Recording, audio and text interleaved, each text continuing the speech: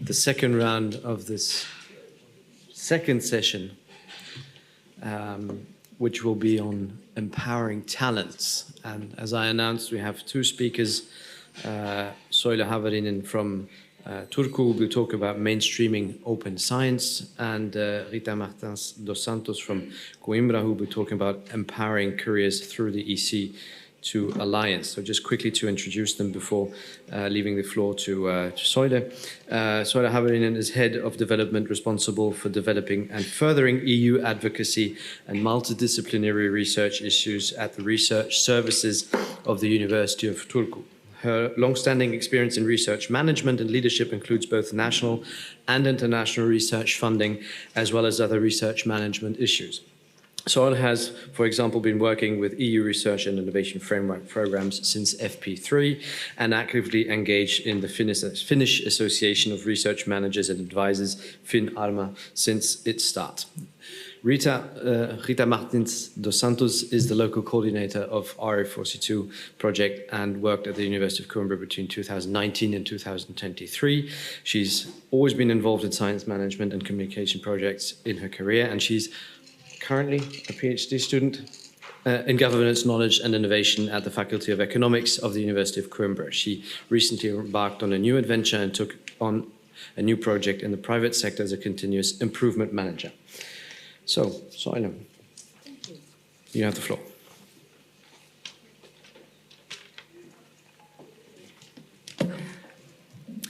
Thank you, and I'm very happy to be here in Poitiers. It was 8 years since the last and first time. I'm sorry to say that I'm quite new to this project, RI4C2, but I'm not, as you heard from the presentation, new in any other way. And I will be talking about mainstreaming open science today, and also about the key drivers behind development of open science. I will start with the aim of mainstreaming open science here. I didn't realize that the screen is so small, but you can probably read it there. This is a direct quote from the Commission report on good practices from University Alliance projects, where the RI4C2 work package 7 results were highlighted as a good practice for all alliances. These results will be presented in more detail later today. I won't be talking about that. But looking at the aim, in practice, it means that open science principles and practices should be a part of the everyday life of research and researchers. It should not be an exception, but business as usual.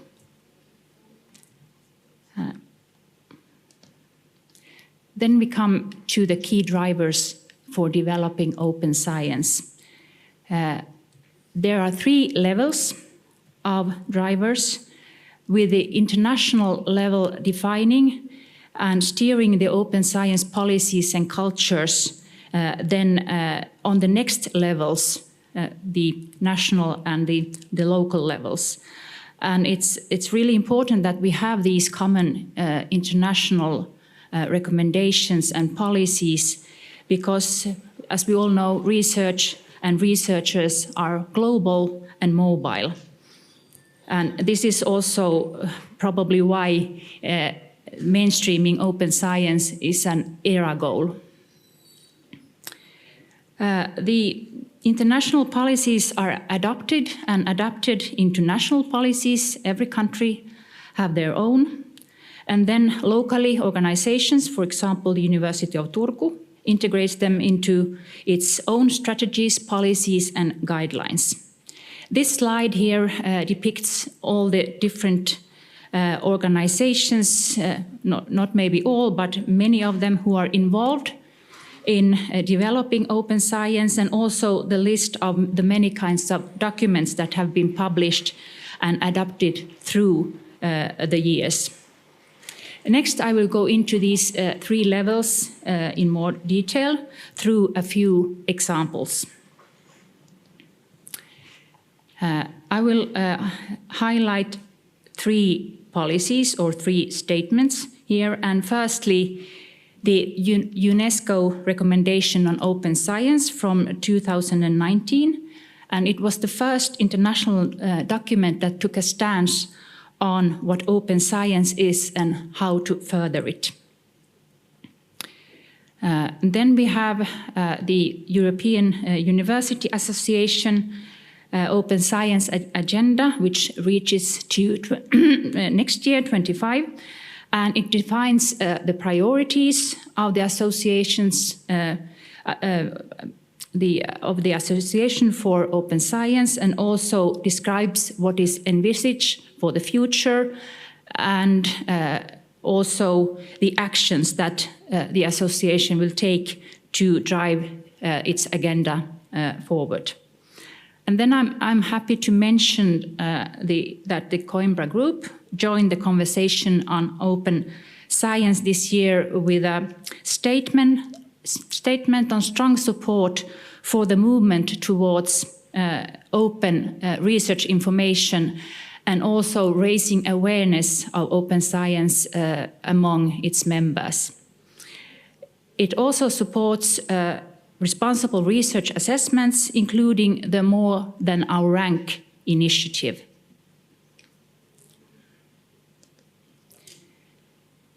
Then for the national policies, I will describe case Finland, because it's nearest to me. And in Finland, we have a very strong national steering of open science and its processes, with the National Open Science Coordination at its core. And the National Open Science Coordination engages the entire research community, universities, research institutions, libraries, and also funding agencies. And it has over 300 active experts in different working groups within the coordination. They are dealing with different aspects of open science. Could be publications, that could be data, methods, infrastructures, and so on. So it's a national co-developed process that we have for open science. And this community has jointly created our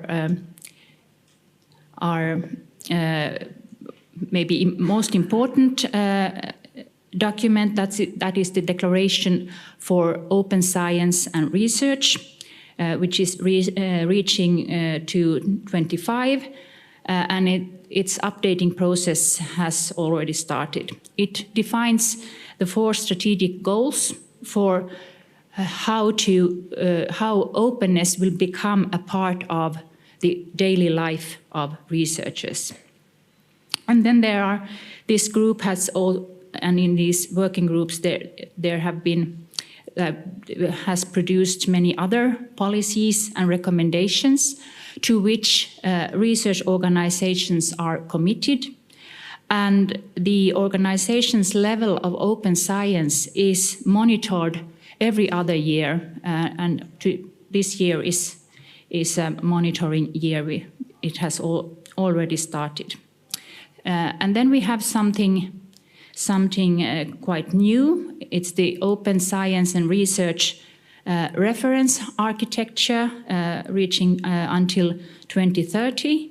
And it's an overview of the national targets for open science and research in 2030. And also it assesses the current state of open science.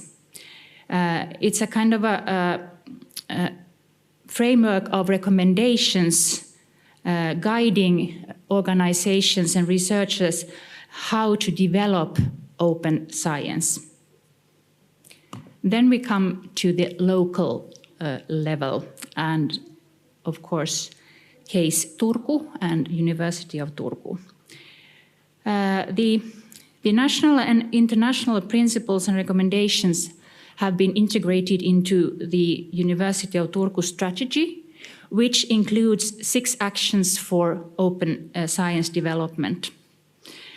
This policy provides tools for the researchers, and it's a guarantee that the University of Turku will further develop open science issues.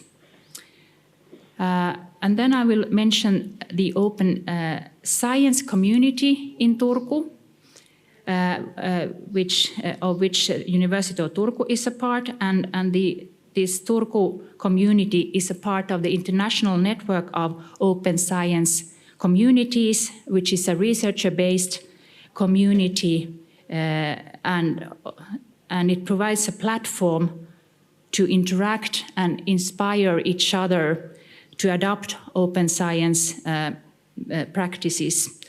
And Turku community, as I said, is a part of this, and there is no other community in Finland who is part of this international network.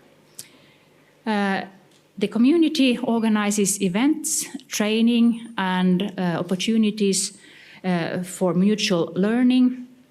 And in connection to this, I'm happy to mention another equivalent community for open science, which is the brand new EC2U open science community, which has a kick-off event in September 26th with an online event. But already now you can register as a member, go to the EC2U web pages and have a look at the information there.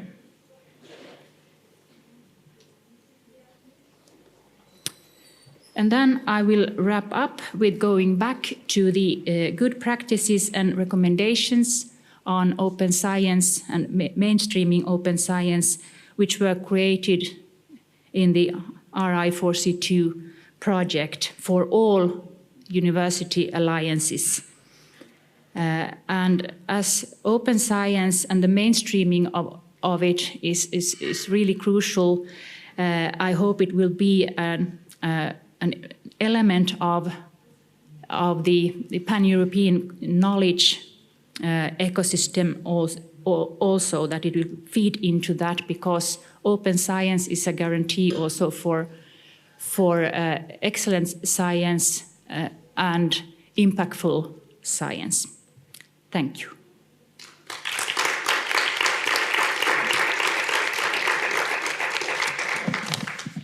Thank you. I suggest we proceed as we did before and leave the floor to Rita, and then have a series of questions.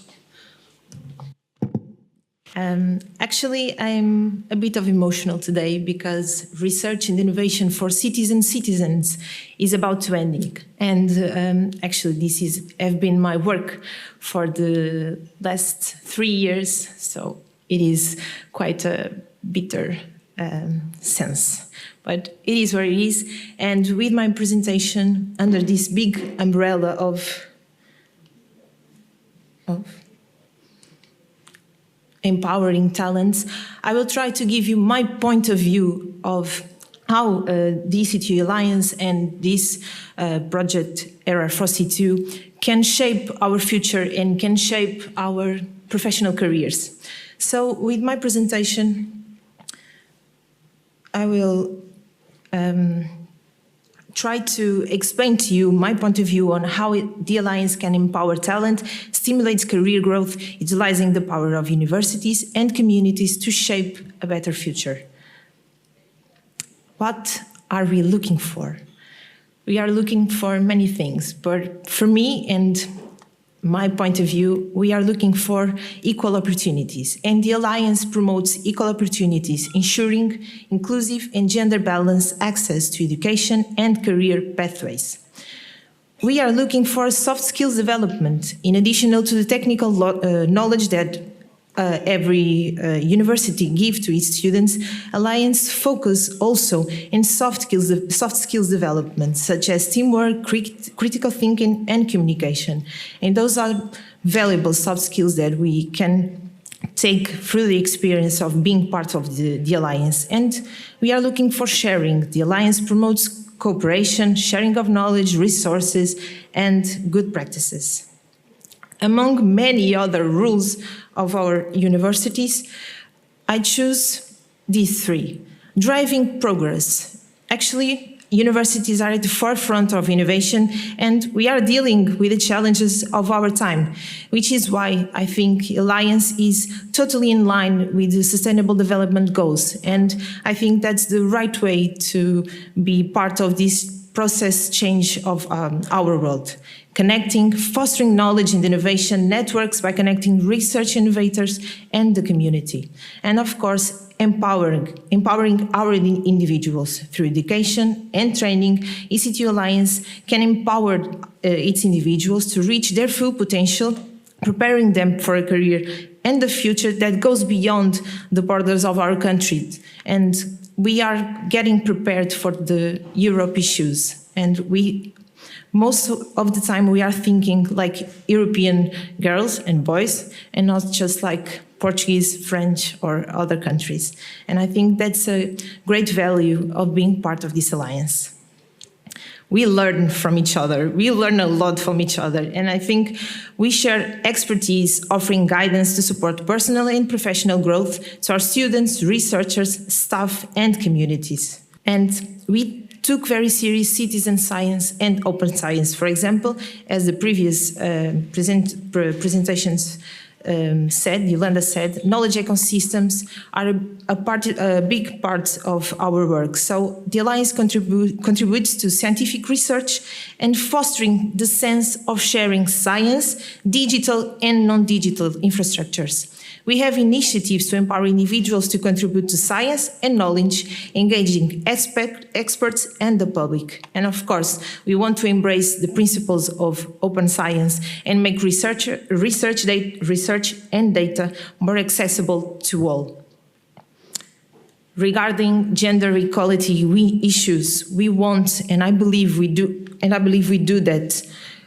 We want to empower women, supporting them in academia, providing mentorship, networking, and career development resources, such as the masterclasses for gender equality and in research and innovation. And here we learn from each other too, because we learn with the projects and the experience that all universities have in this field. And we're fostering diversity. By embracing it, the Alliance cultivates an environment where everyone can contribute with their unique perspectives and succeed. Bringing university students and researchers together. The Alliance helps each one of our universities identify and invest in the talents of our community. And we listen carefully to everyone. Our community is called to the discussion to define new work agendas for education, research and innovation, as well as innovative practices for career management. We have commitment in cross-institutional cooperation. By fostering it, the Alliance enables researchers and students to collaborate, as well as the staff that supports the entire Alliance at the different universities. And we have institutional support with the Human Resources Strategy for Researchers, a big acronym. This label recognizes universities that prioritize the well-being and career progression of their researchers. Through the experience of the universities that are already certified with this label, we learn, and one of our main objectives is for all the universities to be in a position to apply for it. Once again, we learn from each other. I think we have a vision of a shared mission. The Alliance brings together universities. The Alliance brings universities together, researchers, the communities, and we are united by a shared vision for a better future. We have a vision of a collaborative approach by promoting cooperation and the exchange of ideas. The Alliance enables individuals and the institutions to succeed. And we have a vision of empowered talents. Through the Alliance, talents are empowered to drive innovation, shape the future, and create a long-lasting impact. And this is what a PECE is about also, the legacy that we're going to give to our community. That's why I think we all should embrace our careers by embracing EC2 Alliance. Thank you.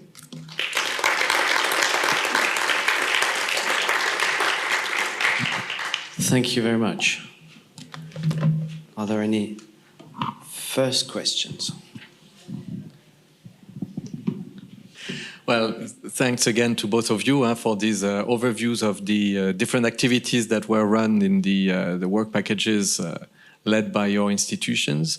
One question to each of you that will be different, but strongly connected, because indeed the topic of open science is, I believe, part of how we can support the career development, because we know that in the future the research assessment is going to change, hopefully, a lot, so we can move away from the current practices only based on the impact factors and all these aspects, which are very limiting. So the first question to Soili is, how do you think that an initiative like the open science community can be a part of, let's say, a game changer in helping the individual researchers to make progress, let's say, in their practices regarding open science? And the other question to Rita. Well, first, thank you very much, because you recalled what are the visions of the EC2 Alliance. It's good sometimes to go back to the fundamentals and remember why we do all of that. So thank you for that already. But actually, during the 3 years, the work package, which is related to human capital and support to human capital and the careers, you have developed a lot of initiatives. And I was wondering if you could give us an example where you yourself discovered something new that you could apply to your own career development, because you are researchers also. Researcher. So yeah, I wanted that you share with us something striking that you also learned on that occasion. Okay, thank you, Ludovic. Open science community. I think the strength of these kinds of platforms or communities is that they are researcher-based or researcher-led. So that means that the communication is from researchers to researchers. So as I said in my presentation, they will be, or they have the possibility to interact and inspire each other. There are researchers who are further along the way. They use open science practices more, and they have examples. And then there are maybe people or researchers who are learning things. So when researchers talk to each other, there is some kind of street credibility there. But of course, the challenge is to get the researchers to join these communities. But then again, when it's researcher-led, then it's I think it's by example. Then people are coming to join the activities. And then I was thinking about this new EC2U open science community, and I think it's a very nice initiative to form a community within the alliance, for the members, but it should be a community for all alliances. And this is maybe not a question for me, but how these results will be then disseminated and immersed into the alliances and their organizations. But I think I'm really proud of all of you for doing these kinds of things here. Thank you. When I think about all the work that our University of Coimbra has done in people empowerment and women empowerment in this process of RI4C2 project, I think I would highlight the fact that since I have been getting the opportunity to talk about women and their careers and research and science management and how our colleagues do their work and the best practices they have, I think the most important thing is that University of Coimbra can learn and now can apply for the label, for example, and we can take care of our women properly and our researchers as well. So I think the value of listening to our colleagues and listening to our community, which is a thing that I learned in the EC2 alliances, is very important. I think I would highlight it. We can also take questions from the online participants, if there are any. And from the on-site participants. I have a question about how do you evaluate or measure the open science inside the researchers' community? Oh, this was a tough question. As I told you in the presentation, the research organizations their level of open science is assessed every other year, and it's assessed based on the Declaration on Open Science and Research, which is a national baseline in a way, and there are different kinds of goals and indicators there, which should or which is then measured how they have been met, and then there is a scale of the level on where the organization is from it goes up to 5, 1, 2, 3, 4, 5, and depending on which level you then are assessed for, then you know also, then you get the recommendations for what you should do to even go to the next level or the next level and keep up the good work, because it's something that is evolving all the time. So this is I'm answering on a really general level, but we have, in Finland at least, we have a framework for assessing the open science. Thank you. Perhaps as a follow-up question on that, and following also on the discussion we had briefly had in the break, how do you accompany researchers in taking the next step? Is it just they get the recommendation what they should do, or do you actually provide training to make sure that they can take the step from level 3 to 4 and then 5 and become professionals of open science? And even a step back, how is the training integrated, for example, at the PhD level or even master's level, so to make sure that people also fully have the idea of what is expected for them to do in order to make sure that this kind of cultural shift, which open science actually is, or the obligation of open science at least, will take place? Okay. Yes, it is integrated in PhD studies because it's an integral part of doing research, and you should know about that. And we have also training for the researchers. It's a part of the policies that the policy we have created within the University of Turku, that we should have guidelines and training, and it should be ongoing also. So we do that, and we have also people responsible for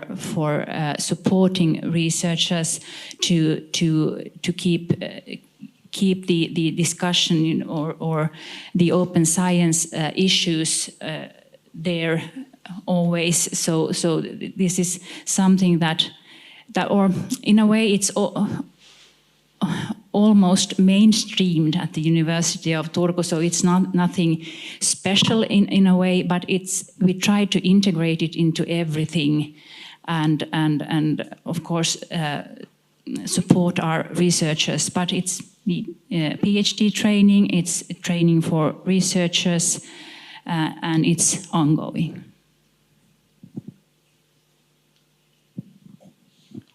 And that might be interesting to hear the colleagues from other universities, how they integrate that in their academic and research programs. I have a different question. So if we want to follow that first, I would just... I don't know if there's anyone from one of the other universities who'd like to say a word on how they integrate this cultural shift towards open science and the obligation into the way they deal with a question. Joao. Sure. So the problem, we just had our first complaint on a contest, internal contest. People complain when they don't get the job because they clearly, obviously, were the best person, right? And this is the first one that actually mentions that the other candidates did no open science. So I don't know how the legal department is going to look at this, but it's the first time because it's supposed to be a part of evaluation. That is the hardest thing to change. Okay, because it's very impact factors, citations are obviously limited. We know that, but they're also very easy. So it's a lot less work, to be quite honest. Okay, and so we have to. That is a culture mentality, not only from the and I've said this many times in terms of also research careers and how people are tailored. We can't be teaching young researchers a path and not rewarding them later for following what we told them to do and evaluating them by previous standards. Okay, so that is one of the key challenges, and we have to pick our juries right. Clearly, the jury was not picked right in this competition, by the way, and it also depends on fields, right? Mostly, I'm not sure how it is in Turku. I mean, this is mostly driven by, first of all, engineering, social sciences, and health. Genomics, sequencing, questionnaires, all these sorts of big data. So, but that is the cultural shift that I think needs to be worked on, and it needs to be because we do have the training. We integrate the training on the PhD level, and especially in these PhD programs. All of them have this sort of, at least know about this, and we have independent workshops for that. The thing is, it's like ethics in research. It's the same thing, actually. We also teach them wonderful ethics in research, also to supervisors. Which is, never mind, I'll stop now on that one.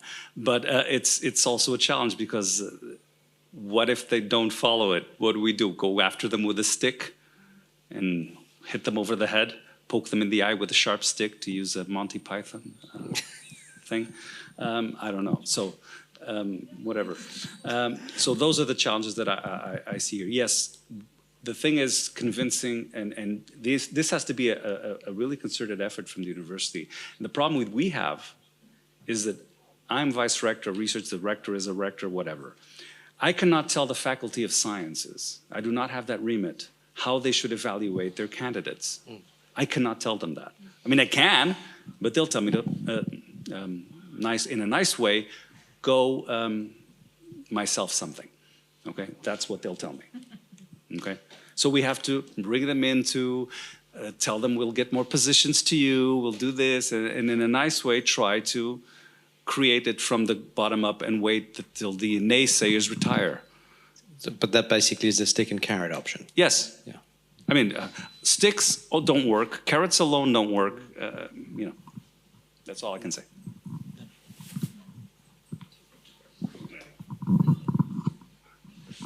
Yeah, I would like to share with you at the same time a personal and institutional anecdote in that context, because at the University of Poitiers we have now a strategy for open science. But before going into that anecdote, I would like also that we clarify that when we talk about open science, actually it's not just open access publication, right? It's about publishing as well the metadata. It's about participating to this effort, the effort of knowledge valorization to the public, etc. And actually, by the way, the work that has been led by Turku in the RI4C2 project was to identify all these facets of open science practices.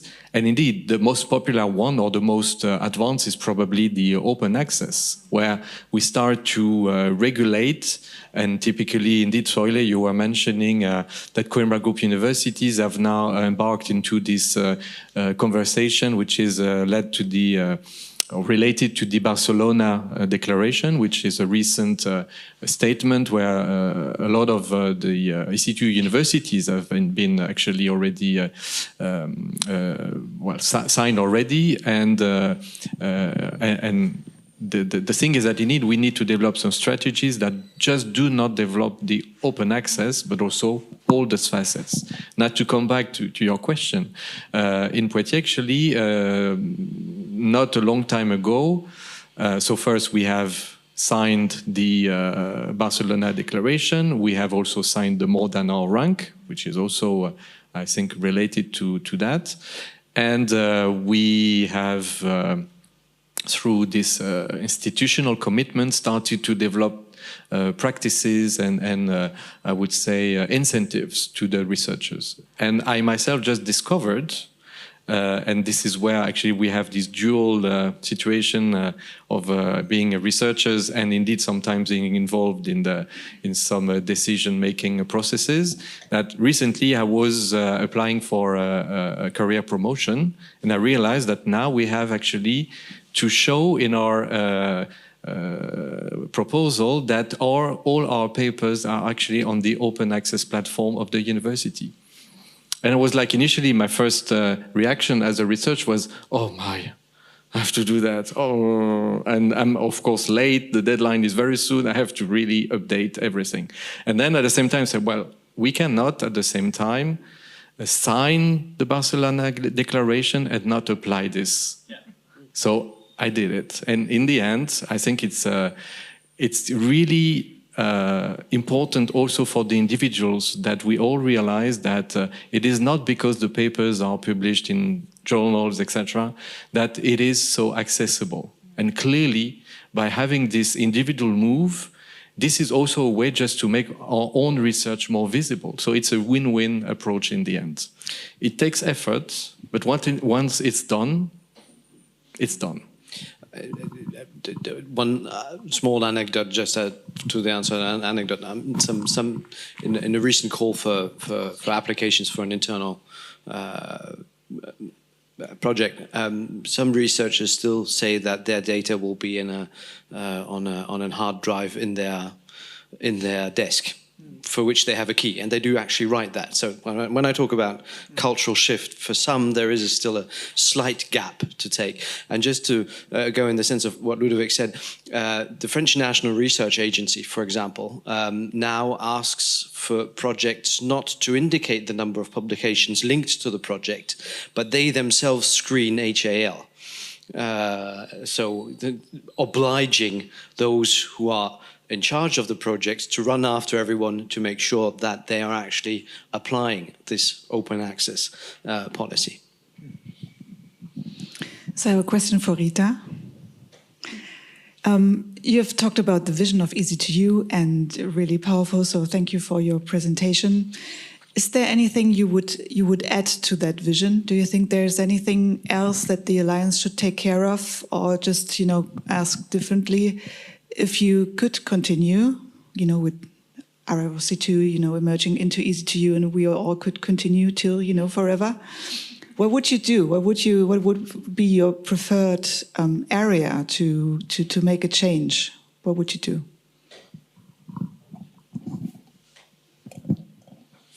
First of all, I love to communicate more about the Alliance, because I think we don't sell ourselves that the way we should do to get more people involved. And I think the value of ECT Alliance is huge. And I would love to pass this message to our communities, and for sure in the University of Coimbra, that's why I belong to. On the other hand, if I would stay in the Alliance, I would love to carry the process of HR4SR. And I would love to be part of the application of the University of Coimbra of being a member of the label universities of our alliance. I think it's a meaningful process that carry for our researchers and for the women in science. And I think that's what I will do. Thank you. Welcome. Thank you very much for your presentations and answering the questions, and thank you for your questions. And I'll leave you to decide what we will do now.